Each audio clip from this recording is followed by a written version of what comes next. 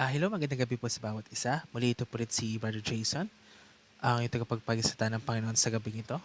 Muli tayo po ay magkakaroon ng pagkakataon na purihin ang ating Panginoon sa ating buhay sa pamamagitan po ng pagbabasa at pakikinig po ng kanyang salita. So sa gabi ito, it is October 31st, okay? So some of us, actually whole world is somehow celebrating what we call the Halloween, right? So ito yung sasabihin sa Pilipinas, somehow araw ng mga patay. Pero for us Christians, let us understand what does it mean. Tayo ba bilang isang Kristiyano, should we follow what the world says? And this is the question. Should a Christian celebrate Halloween? So, ang ating verse for this night is found in Philippians chapter 1, verse 27. So, first of all, Halloween, again, is a pagan tradition when the Roman Catholic Church says that this is the time that we should somehow pray for the dead loved ones, 'di ba? For the dead mga namatay nating mga kaibigan, 'di ba?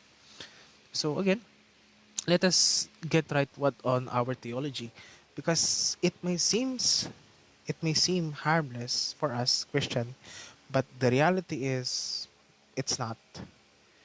Because yun nga, napag-usapan natin last time na last Tuesday and Thursday na yun nga yung relativism. This is actually a false doctrine, an unbiblical teaching that the whole world or society tries to accept it. But we Christians, we should be grounded with the truth, knowing that this is unbiblical. There's no basis na dapat we should pray for the dead people because again, when a person die, judgment already follows. There's no purgatory. So again, this is getting right with our theology, our set of belief on what is right and what is wrong. So let us first read our verse for tonight. Sabi dito, in Philippians chapter 1 verse 27, only let your manner of life be worthy of the gospel of Christ, so that whether I come and see you or I am absent, I may hear of you that you are standing firm in one spirit, with one's mind striving side by side for the faith of the gospel. Let us pray. Lord, sa gabing ito, maraming salamat po sa inyong salita na aming mapapakinggan. Lord God, sa gabing ito, help us and understand what is the truth teaching, Panginoon. Let your Holy Spirit illuminate each one of us, Panginoon, to help us study your word and naway ma-apply po namin ito sa aming mga buhay. Panginoon, sa gabing ito, may mga kasalanan kami na hindi pa po nahingi ng tawad. Patawarin niyo po kami. Gawin niyo po kaming karapat-dapat sa inyong harapan. So as we study your word together, Lord God, help us and guide us always. Ito pa ang dalangin sa Panginoon ni Jesus. Amen. So kapatid, this is actually a reminder of Apostle Paul for the plebeian believer, and this is still applicable for us believer.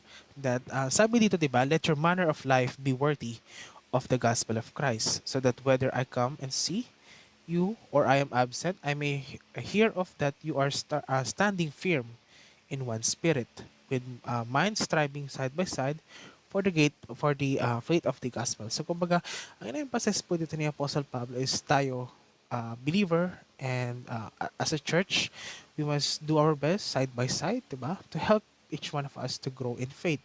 This is the reason why meron tayong Bible recitation, 'di ba? Tayo ay nagkakaroon ng sharing, 'di ba, ng Word of God. And the reason why it is very important for us Christian to attend the church Bible study because this is when we gather as a believer, knowing the truth that is found in Christ, studying the Bible, 'di ba? And I also encourage one of you na tayo magkaroon ng personal devotion sa Panginoon, magkaroon tayo ng sariling prayer time and Bible study, 'di ba? This is very important. Kasi yun nga yung ating key point bilang isang Kristiyano.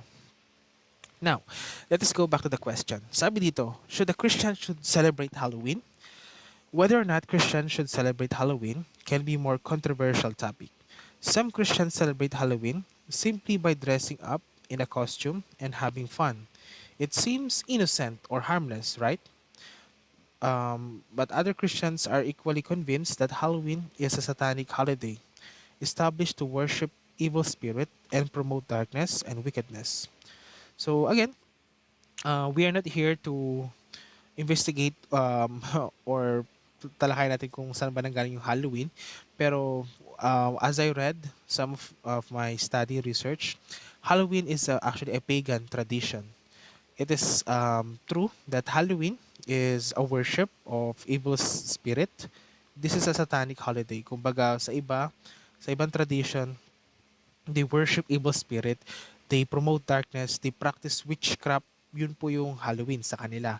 Sa atin, sa Pilipinas, Halloween is somehow celebrated by, yun nga, mag-costume tayo ng somehow little devil, mag-costume tayo ng pumpkin, di ba? It may seem harmless, but the reality is we are also promoting those kind of witchcraft. So for us Christian, this is the idea. The reason why I am somehow preaching this to each one of us is because we must get right of our theology. Our theology will lead us to our belief. And again, it may seem that harmless for us, but the reality is not. Because as we get used to these traditions na ginagawa natin po ulit, minsan yung nagkakaroon tayo ng complacent heart eh. Hindi na natin and as the time goes past by, we are very hard to find what is the truth. So ngayon pa lang dapat ang hearts natin is ma-establish na to what is true. And again, the Word of God is the basis of all truth because God Himself is the truth. Halloween, no matter how commercialized, has almost completely pagan origin. As innocent as it may seem to be, it is not something to be taken lightly. Christians stand up to have various ways to celebrate or not celebrate Halloween for some. It means an alternative harvest party for others. It is stay away from ghosts, witches, goblins, and etc. So, di ba naalala nyo po last time yung pinag-usapan natin about the salt and light? So, tayo bilang isang Kristiyano, we must perform our duty as a salt and light by simply, yun nga, malaman natin kung ano yung totoo, hindi. And tayo bilang isang salt and light of the church, di ba? Of the world, rather, we must do our best. Dapat kontrahin natin itong mga paniniwala. And tayo bilang isang Kristiyano, we are not to be indulged o dapat di tayo makisama sa mga ganitong gawain. Yeah, somehow merong mga Halloween parties sa kanya-kanya mga office, 'di ba? Sa kanya-kanya mga school. But ngayon na nabuksan natin kaisipan na Halloween is actually a pagan tradition that promotes evil spirit. Ito na yung getting right with the theology sa ating buhay. So, scripture does not speak about Halloween, but it gives us some principle on which we can make a decision. In the Old Testament, Israel, witchcraft was a crime punishable by death. Exodus chapter 22 verse 18, Leviticus 19 verse 31, Leviticus 20 verse 6 and 27. The New Testament teaches about the occult is clear. In Acts chapter 8 verse 9 to 24, the story of Simon shows that occultism and Christianity don't mix up. The account of Elymas, the sorcerer, in Acts chapter 13, verse 6 to 11, reveals that sorcery is a violent opposed to Christianity. Paul called Elymas a child of the devil, an enemy of righteousness, and a perverter of the ways of God. In Acts chapter 16, at the Philippi, a fortune-telling girl lost her demon power because the evil spirit was cast out by Paul. The interesting matter here is that Paul refused to allow even good statement that came from a demon-influenced person. Acts 19. So dito, sabi ko nga diba kanina, um, it may seem that Halloween is somehow harmless for us Christians, for us a church, but the reality is not. Makikita po natin dito na the Apostle Paul rebuke the evil spirit. Diba? Alam naman natin na in Acts chapter 16, mababasa natin dito na yung fortune-telling girl, di ba? Somehow, kung makikita natin dito, sa ating perspective bilang isang tao, sa ating belief, ating emotion, it may seem harmless and it could bring good, di ba? Kasi nakikita mo yung future, malalaman mo kung sino mananalo, di ba? Kung sino matatalo. But the reality is, evil spirit should not be, Christians should not engage with evil spirits. So, yun po yung reality dito. Kaya nga, diba, sinabi ko nga last time, yung relativism is actually promoting false belief, making it true, but the reality it is not. Diba sinabi ko rin last time na the Proverbs talk about that man seems right. I mean, the man's way seems right to him, but the reality it leads him to death. So ganun din tayo bilang isang Kristiyano. Again, we must get right with our theology, and for us to do that, we must read the Word of God. This is not me telling you that this is wrong, but this is what the Scripture says that this is wrong. Again, the Apostle Paul hindi niya kinonsinte. Even though yun nga, it is for good naman, pero the reality is evil spirit is still evil spirit. There are deceiving spirits. Diba? Excuse me. Okay, so for this one, in Acts chapter 19 shows new converts who have abruptly broken with their former occultism by confessing, showing their evil deeds, bringing their magic, paraphernalia, and burning it before everyone. Acts chapter 19 verse 19. So dito, yun nga yung sinasabi ko dito. Again, as Christians, we must be the salt and the light of the world. We must teach what does the Bible says. And for us to do that, we must not be confronted on what the world offers. Kumbaga, dapat din tayo maging complacent na, ay, okay lang, ginagawa naman to ng ibang tao eh. So, siguro hindi naman harmless. Harmless naman to. Pero the reality is, you are not performing your duty and responsibility as a Christian.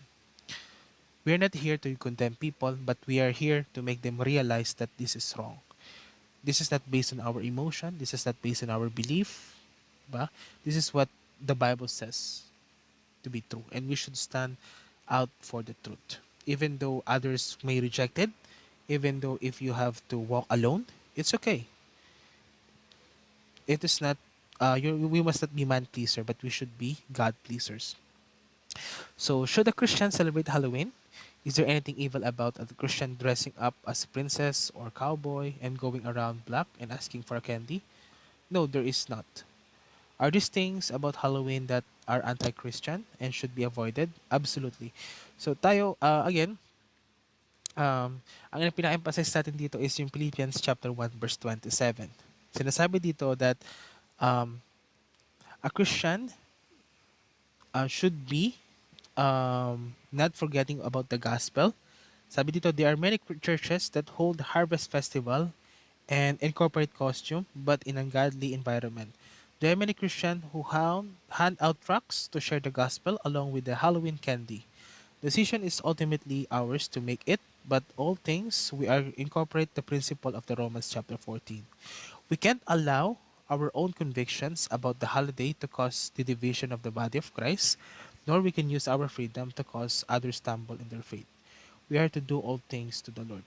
So, kumbaga, an emphasis po dito is that as a Christian, as a believer, personally, di ba, it is not wrong to give candies to other people, but kung itong holiday na to, it will give us a opportunity to share the gospel. Let us do it.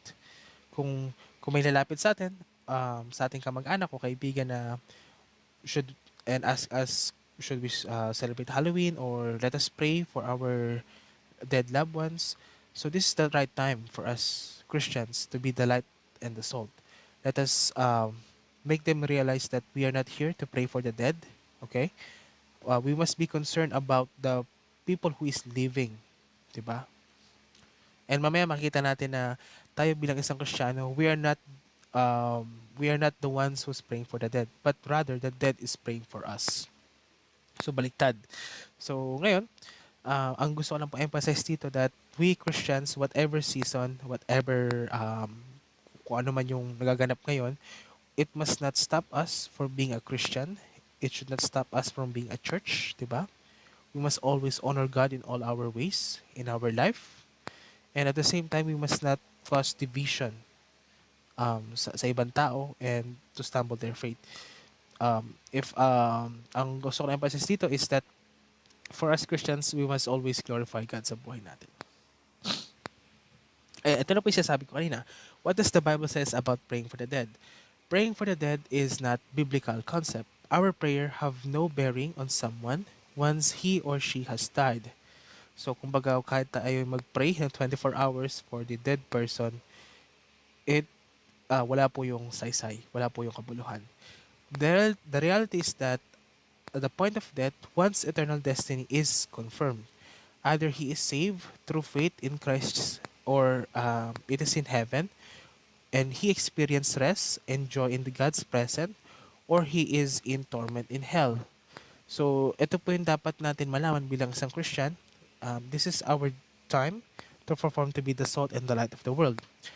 If someone, friends, family ask us to pray for the dead people, we must be standing with the truth. Dito na natin sasabihin yung katotohanan. Again, if a family member or a friend asks us, sabi na, uy, pagpanalangin mo nga itong namatay kong kaibigan, let us stand with the truth that we are not here to pray for the dead because wala pong kabuluhan yon, but rather let us make him realize the importance of sharing the word of God. Ito rin yung time natin na to share the gospel, di ba? Because we are not concerned about the people who already died, but we are concerned on the people who is living, di ba? Again, if a person die, there are only two eternal destination. The first one is in heaven, which is with God forever. The second is the place of torment, which he will um, feel um, he will be terminated in hell for his sin. And again, the truth is revealed in the Bible. Sabi dito, 'di ba? The story of the rich man and Lazarus, the beggar, provide us a vivid illustration. Jesus plainly used this story to teach us that after death, the unrighteous are eternally separated from God, that they remember their rejection of the gospel, that they are torment, and their conditions cannot be remedied.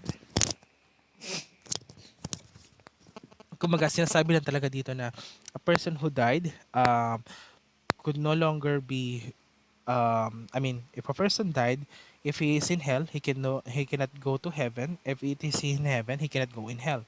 So yan po yun. So let us read, actually not read, but let us summarize what the Leviticus, the what Luke chapter 16 verse 90 to 31. Sabi dito, di ba? According to the story, there is a poor man. His name is Lazarus. He doesn't have any thing in this world. Kumbaga talagang mahirap siya, beggar siya. Mas mahirap pa siya sa daga. Kumbaga, yun yung metaphor nun. But Lazarus has faith with God. Although Lazarus did not live a luxurious life, he lived a painful life in this world, but he didn't lose a hope for God. Kumbaga, he has faith for God. And the second man is the rich man. The rich man has a luxurious life in this world. Kumbaga, he has everything. Kumbaga, yung buhay na nilakad niya sa mundo is like heaven for him. But when both of them died, we have seen clearly what the scripture says, that Lazarus is in Abraham's bosom, where he's being comforted, and then the rich man is in hell, which is he's being tormented day and night endlessly. Diba? Nakita natin doon parehas na um, the the rich man who is in hell prays for his brother, 'di ba? His brothers na, 'di ba, sabi pa nga ng rich man na buhayin niyo po ulit si Lazarus, 'di ba? Na para ma-warningan yung kanyang mga kapatid na nabubuhay pa, na para maniwala. Pero sinabi ni Abraham, kapag yung mga kapatid mo ay hindi naniwala sa mga prophet na nandun sila Moses, what more na maniniwala pa sila sa isang namatay na muling nabuhay? So it's not possible. So again, for us Christian, we must be the salt and the light of this world. We must make them realize that life is very precious. Life is not long, di ba? We are like a meats, di ba? Na dito tayo ngayon, mamaya wala na. This is the reason why it is very important to share the gospel. Many people feared coronavirus, but less people feared the judgment of Christ. So yun po yung nakakalungkot.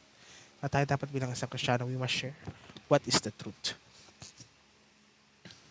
The point is that each one of us has one life, and it is our responsibility how we live that life. Others may influence other choices, but ultimately, we must give an account for choices we make. Once life is over, there are no more choices to be made. We have no choices but to face judgment. The prayer of other may express their desire, but they won't change the outcome. The time of prayer for a person is while he or she lives, there is still a possibility of his or her heart, attitude, and behavior being changed. Romans chapter 2, verse 3 to 9. Sinasabi lang dito na we must be more concerned of the sa nabubuhay pa kaysa sa namatay. Because again, if a person has died, he has already faced judgment. So kahit ano man yung prayer na gawin natin, kahit man mag-pray ang buong tao sa buong mundo, it will not change the circumstances na kung nasaan man siya. But if we share the gospel, if we pray for the person who is living right now, his behavior could change, his attitude and heart could change. Because then again, for a person to for a person to be saved, we must the gospel must be shared, and this is our responsibility as a Christian. Excuse me. So lastly, the writer of the Hebrew tells us, just as a man is destined to die once, and after that face judgment. Hebrews chapter 9 verse 27. Here we understand that no change in one's spiritual condition can be made following his death, either by himself through the efforts of other. If it is useless to pray for the living who are committing a sin that leads to death. Continual sinning without seeking God forgiveness, how could prayer for those who are already dead benefit them? Since there is no post mortem plan of salvation. So, kumbaga, it really implies here that we as Christians, it is our responsibility to share the gospel to the living, not to the dead. Kaya nga, di ba, habang nabubuhay pa tayo, let us do our best, di ba, to share the word of God. Let us use our strength habang may lakas pa tayo. Let us preach on God. Let us pray. Lord, sa gabing ito, maraming salamat po sa inyong salita, namin napakinggan. Tulay nga po, ikaw po ang dakilan Diyos na pagmahal. Lord, sa gabing ito, help us, Panginoon, to share your gospel to other people. It could be our friends, our family, Panginoon Diyos. And Panginoon, as we walk in this world, Panginoon, may it bring glory sa iyo lamang, Panginoon. Alam ko po lahat po kami may kanya-kanyang kahinaan. Help us to overcome it sa aming mga buhay. Maraming salamat po sa inyong biyaya at ito po aming dalangin sa Panginoon Jesus. Amen. So kapatid, maraming salamat po sa napakinig. I pray and hope na sabay-sabay po tayo makapanood bukas sa ating Sunday service, and happy Lord's Day tomorrow. And remember, um, it is our responsibility to preach the Word of God. Maraming salamat po. Good night and God bless.